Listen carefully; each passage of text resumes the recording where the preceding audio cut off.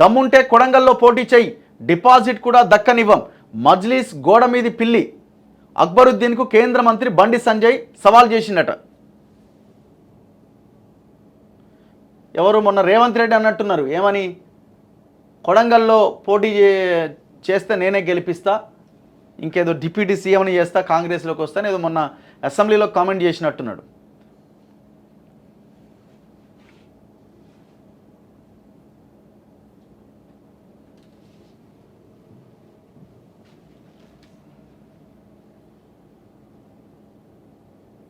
అయ్యో బండి సంజయ్, బీజేపీ అధికారంలోకి వస్తే పాత బస్తీని కాశీ అయోధ్య తరహాలో మార్చేస్తాం, సనాతన ధర్మాన్ని కించపరిస్తే ఊరుకోబోం. మజ్లీస్ నేత అక్బరుద్దీన్కు దమ్ముంటే కొడంగల్ నుంచి పోటీ చేయాలని కేంద్ర హోంశాఖ సహాయ మంత్రి బీజేపీ జాతీయ ప్రధాన కార్యదర్శి బండి సంజయ్ సవాల్ చేశారు. తమ పార్టీ నాయకులు కార్యకర్తలు ఇంటికో ఇన్ఛార్జిగా ఉండి ఆయనకు డిపాజిట్ కూడా దక్కకుండా ఓడిస్తాం, కొడంగల్ నియోజకవర్గం ఏమైనా కాంగ్రెస్ మజ్లీస్ జాగీరా అని నిలదీశారు. 15 నిమిషాల సమయం ఇస్తే హిందువులను నరికి చంపుతామన్న వ్యక్తిని డిప్యూటీ సీఎం చేస్తామని సీఎం రేవంత్ చెప్పడం సిగ్గుచేటన్నారు.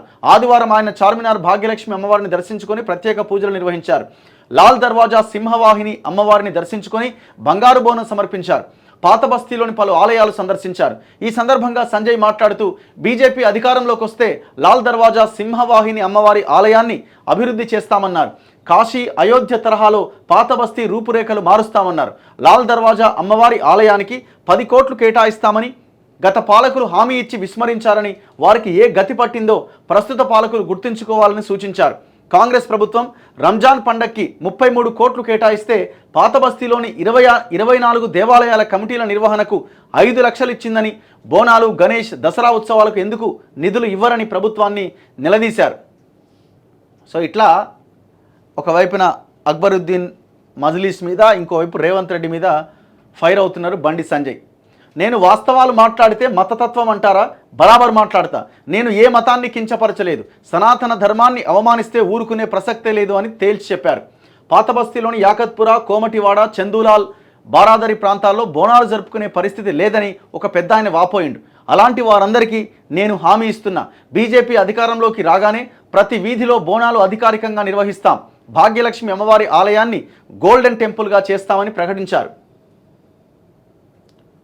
సో ఇట్లా ఈ వార్ నడుస్తున్నది. మొన్న రేవంత్ రెడ్డి అన్నట్టున్నారు, ఆయన డిప్యూటీ సీఎం చేస్తా, మీరు కొడంగల్ నుంచి పోటీ చేయండి, అట్లా ఇట్లా అని. ఇప్పుడు గోడ మీద పిల్లి మజ్లీస్ అంటే మరి వాళ్ళు మజ్లీస్ వాళ్ళు, ఎంఐఎం వాళ్ళు ఏ పార్టీతో దూరంగా ఉన్నారు, ఏ పార్టీకి దగ్గరగా ఉన్నారు?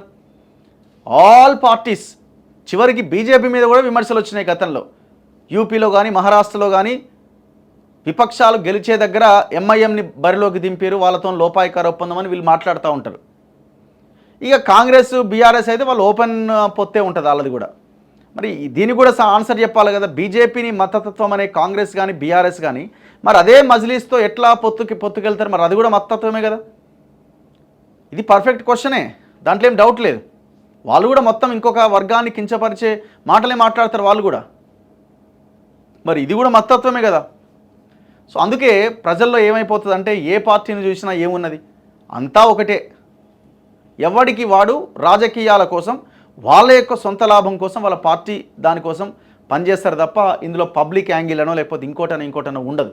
అల్టిమేట్గా పాలిటిక్సే.